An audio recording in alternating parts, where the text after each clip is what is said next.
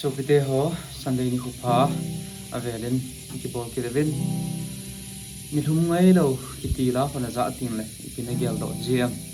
je tu ni khoi ni thum ngai lo la hin sim pa ti ni chom cha na sei de zo la vers ka the cross ka ina sa de ni thum ngai lo ki la sim pa hi pastor len room hi tu hi na lai dham ta lo dham bang ka ta po in pastor len room hi in ama hi lu sei anaki to mi zo iti ho hi in ku ke cha te la a ti pai mu than lon lang ga ya ko pathin te sei dinga akal sun na he khu khana he aku min chu sei da tam ka ting agam gai se ri jing in tin than lon langa he al kal su na he le pu le pa te ho chun pathin thu alu ding chana dei lo he ana dei lo je wa hi in sungang aga chi a he le he chi ka in pu hi he chi ki pa na thu pa hi ti a he to do wa chu alu sa nom ta lo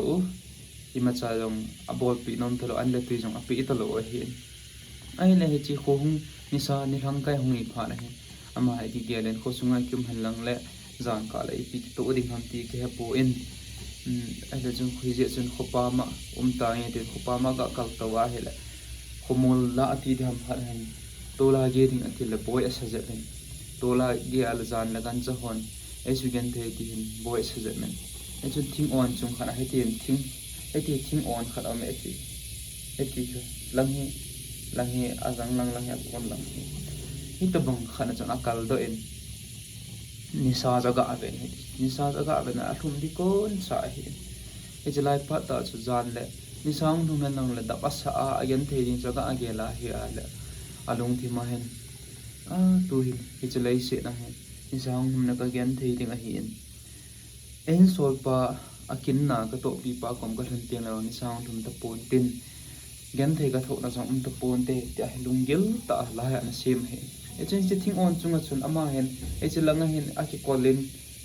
tawal apu ho pon apu ho na ki kan ma nen e ti chan agi khuwa de nei ti tu sima ki mon he ne e chen so pi te ho e chi la ho hung ki sim ho he engai to ji tinga la hung ki sim na abulin khola hele la he mo sa ngam jong hi ji pon hi Ito hi pastor ministry ana tong hodinga kitil kho na la heding kata sanin chule Christian jo sia den kitil kho na la heding kata sanin je chen wars khat le khos khat an sa khom te a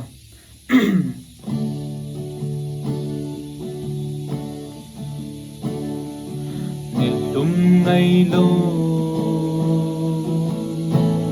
zai o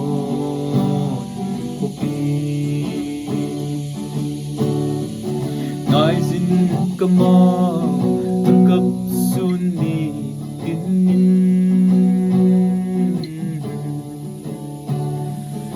on lâu pisil in lên phật sa te kỳ dia sung mun natsu kama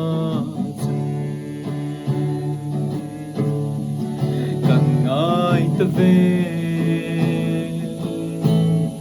các ngài ta về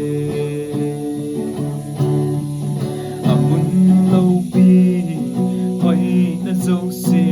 sang in lung xếp ba lỡ Christa mel de